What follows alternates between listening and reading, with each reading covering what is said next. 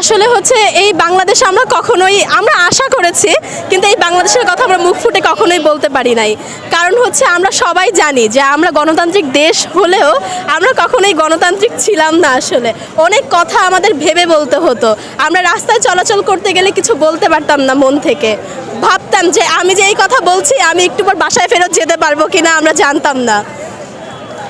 কিন্তু এখন হচ্ছে এই 1 মাসের বাংলাদেশে আমরা মন খুলে কথা বলতে পারছি, আমরা আমাদের অধিকার চাইতে পারছি। আমরা হচ্ছে আগামীতে আশা করছি যে আমরা যে গণতান্ত্রিক বাংলাদেশের কথা বলি তা পরিপূর্ণভাবে ফেরত পাবো। আসলে এই যে তারুণ্য নির্ভর বাংলাদেশ, এই বাংলাদেশকে আপনি কোথায় দেখতে চান?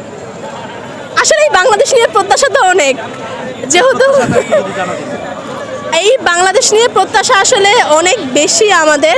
এই তারুণ্য নির্ভর বাংলাদেশে আমরা হচ্ছে এমন একটা বাংলাদেশ দেখতে চাই যা আমাদের প্রত্যেকেরই হচ্ছে আশা। আমরা এই বাংলাদেশকে হচ্ছে মেধার বাংলাদেশ দেখতে চাই। ভবিষ্যতে এই বাংলাদেশ হচ্ছে আমাদের তরুণদের হাতে থাকবে, মেধাবীদের হাতে থাকবে, এবং হচ্ছে এই বাংলাদেশ একসময় অনেক দূর পৌঁছে যাবে।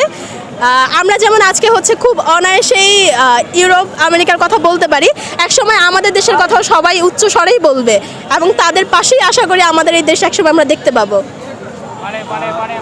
ভারত আমাদের পার্শ্ববর্তী দেশ। আসলে ভারতকে এখন ইদানিং একটা স্লোগান হচ্ছে ভারত হটাও, এরকমের একটা কথা হচ্ছে। এই বিষয়টাকে আপনি কোনভাবে দেখেন? আসলে ভারত আমাদের পার্শ্ববর্তী দেশ, এটা যেমন সত্যি, কিন্তু এত বছর যেমন বলা হয়েছে ভারত আমাদের বন্ধু রাষ্ট্র, আসলে ভারত কখনোই আমাদের সত্যিকার অর্থে বন্ধু রাষ্ট্র ছিল না, একদম বাস্তবিক অর্থে। কারণ এই বন্ধু রাষ্ট্রের কোনো নমুনা আমরা তাদের মধ্যে এখন পর্যন্ত দেখি নাই। আর আমাদের যে আগের সরকার ছিল, সাবেক সরকার ছিল, সে সবসময় কেন বলতো ভারত আমাদের বন্ধু রাষ্ট্র, আসলে আমরা জানি না। সম্ভবত ভারত শুধুমাত্র তারই বন্ধু ছিল, এর জন্য হচ্ছে সে বলতো ভারত আমাদের বন্ধু রাষ্ট্র। আচ্ছা, আপু রিসেন্টলি এখন জাতীয় সঙ্গীত চেঞ্জ করার ব্যাপারে একটা গুঞ্জন হচ্ছে, এই ব্যাপারটা আপনি কতটুকু জানান, সম্মতি জানান, মানে চেঞ্জ হওয়া দরকার নাকি আগেটাই ঠিক আছে?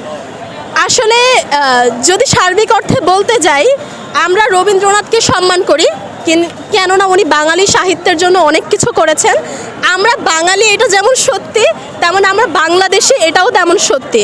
আমরা কিন্তু জানি যে এই যে আমার সোনার বাংলা, এটা কিন্তু বঙ্গভঙ্গের সময় লেখা হয়েছে, ব্যাপারটা কিন্তু সত্যিই তাই।